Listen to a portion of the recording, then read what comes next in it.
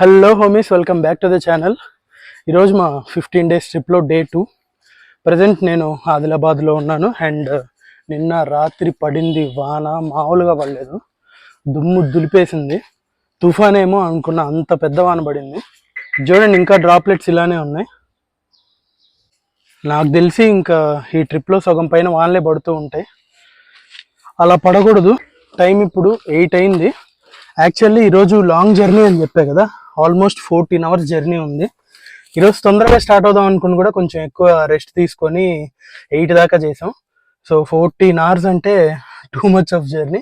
But anyway 8 కైనా start అవుతున్నాం. Adilabad to Chitrakoot. 15 days ట్రిప్లో మనం ఫస్ట్ వెళ్ళబోయే place Chitrakoot. The amount of luggage we have, వెళ్ళిన ప్రతి ప్లేస్లో అవి కార్లో నుంచి దించి రూమ్కి తీసుకెళ్ళి మళ్ళీ నెక్స్ట్ మార్నింగ్ రూమ్ నుంచి కార్లో పెట్టి, ఇది పెద్ద ప్రాసెస్ అయిపోయింది.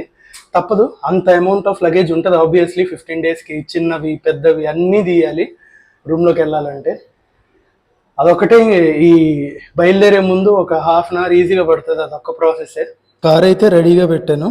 Let's meet in the car.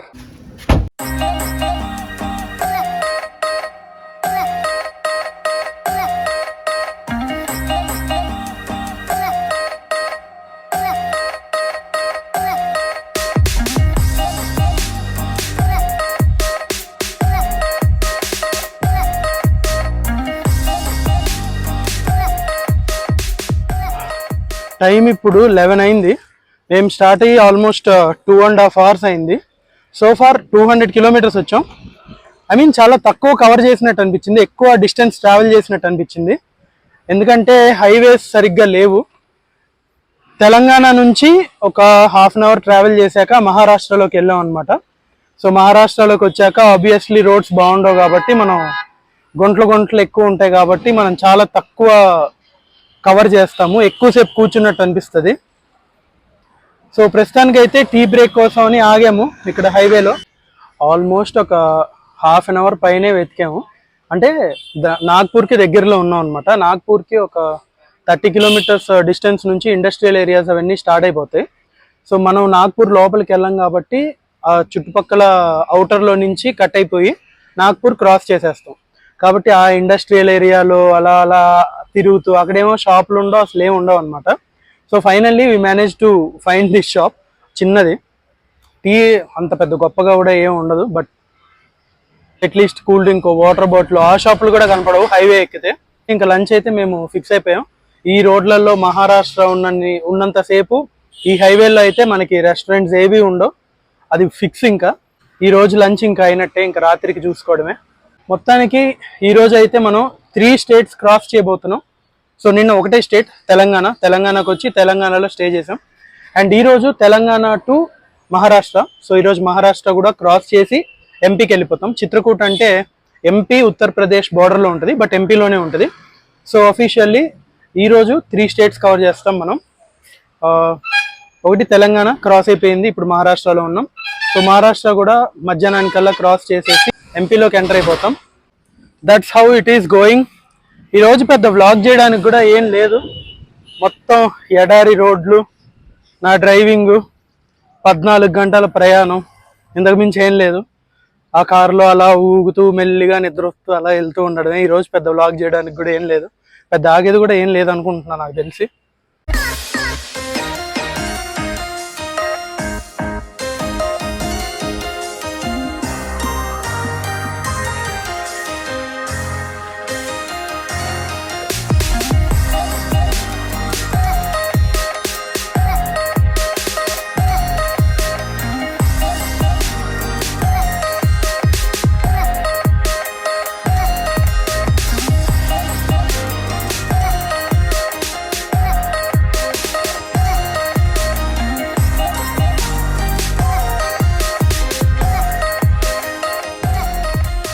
ఇప్పుడే మనం ఎంపీలోకి కూడా ఎంటర్ అయిపోయాము, మధ్యప్రదేశ్లోకి.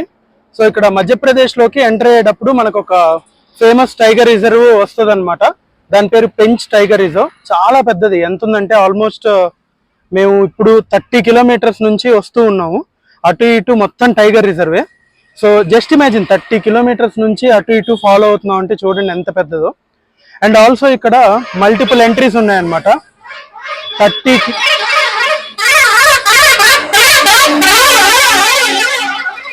ఎవరికి కొడుతున్నావురా బాబు. సో ఆల్మోస్ట్ 30 కిలోమీటర్స్ అంతా కూడా మల్టిపుల్ ఊర్లని దాటుకుంటూ వస్తాం అనమాట. ప్రతి ఊరికి ఒక్కొక్క ఎంట్రీ ఉంటుంది ఈ పార్క్ లో. మేము మిస్ అయిపోయాము అండ్ ఎందుకంటే మనకి తొందరగా మనం అక్కడికి వెళ్ళిపోవాలి కాబట్టి చిత్రకూట్కి. మన ప్లాన్ లో కూడా లేదు ఇది. బట్ క్లైమేట్ ఇంకా వాన పడుతూ ఉంటే ఆ రోడ్ అద్దరిపోద్ది. చూసారు కదా విజువల్స్. సో వాటర్ బాటిల్స్ కోసం అని చిన్న బ్రేక్ తీసుకున్నాము. ఈ పెంచ్ నేషనల్ పార్క్ చుట్టూ ఇంకా చాలా టూరిస్ట్ అట్రాక్షన్స్ ఉన్నట్టున్నాయి. సో వరుసగా బోర్డులు కనబడుతూ ఉన్నాయి అన్నమాట.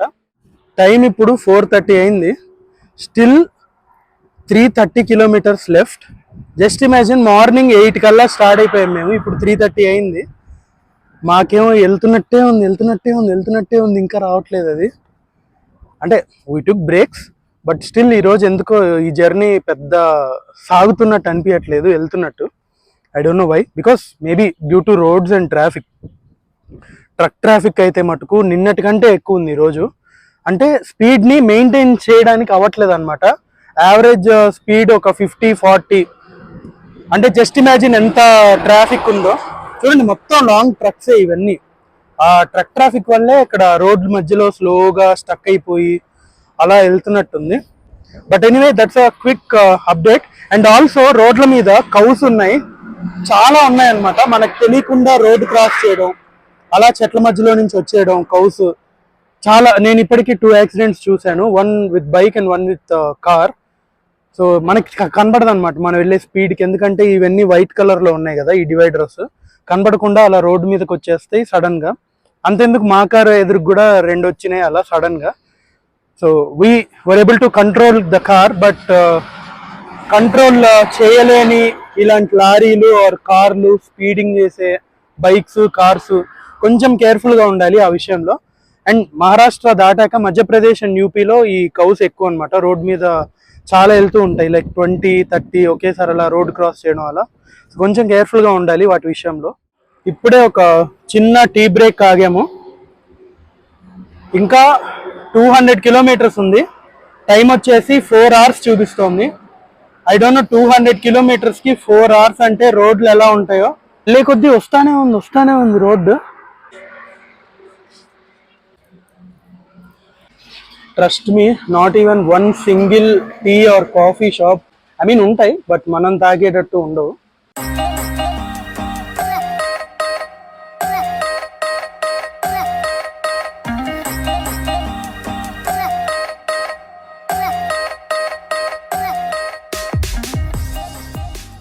Finally we have arrived Chitrakoot.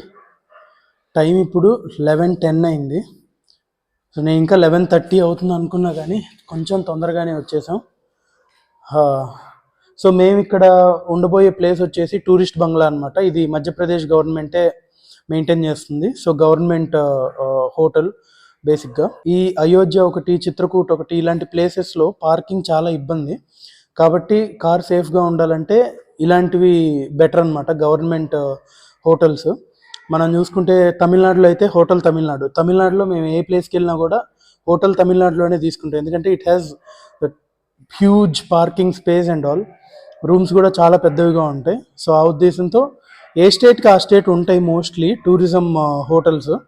So అలా చెక్ చేసుకొని తీసుకున్నాం అనమాట మధ్యప్రదేశ్లో. చూడ్డానికి అయితే డీసెంట్గా బాగానే ఉంది, పెద్దదిగానే ఉంది. సో పార్కింగ్ కూడా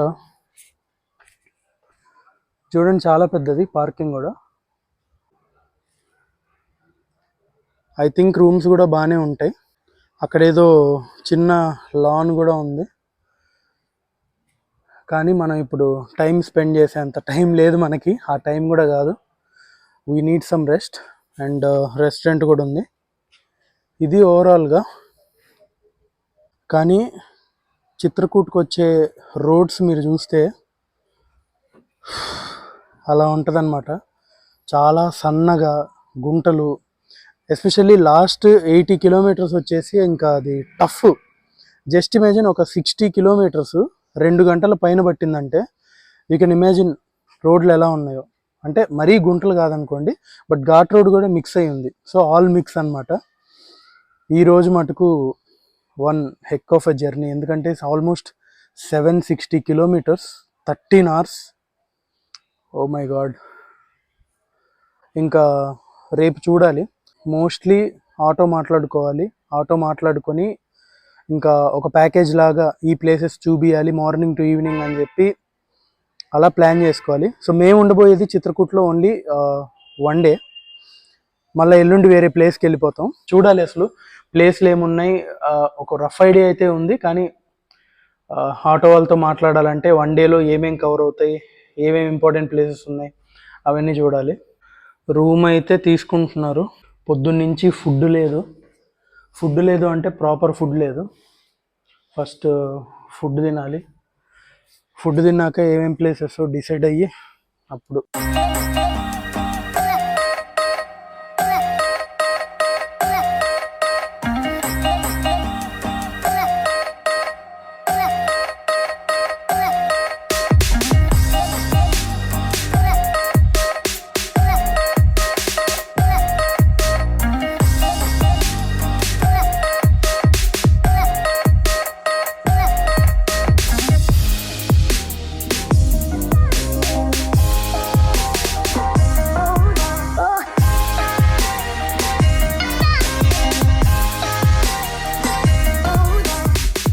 ఫస్ట్ ఫ్లోర్లో ఇచ్చారు అండ్ రూమ్ చూస్తే యూ విల్ బీ షాక్డ్, అంత పెద్దగా ఉంది రూము.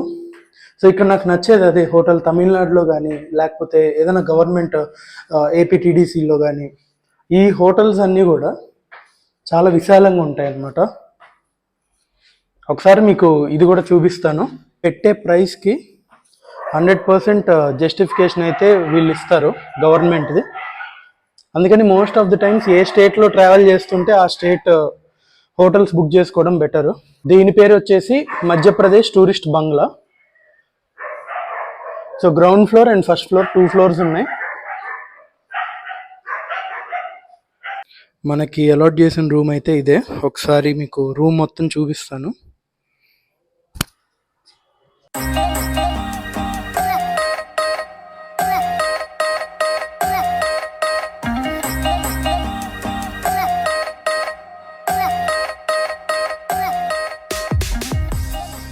చూసారు కదా రూమ్ ఎంత పెద్దగా ఉందో. దీనికి మనకి పడిన కాస్ట్ వచ్చేసి 2800 అనమాట. సో 2800కి దిస్ రూమ్ విత్ 2 ఏసీస్ చాలా బెటర్, విత్ పార్కింగ్. ఎందుకంటే ఇలాంటి ప్లేసెస్లో where city is like very congested, parking దొరకడం చాలా కష్టం హోటల్స్. ఒకవేళ మనకి నిజంగా ఇన్సైడ్ సెక్యూర్ పార్కింగ్ దొరకాలంటే చాలా చాలా పెట్టాలి కాస్ట్.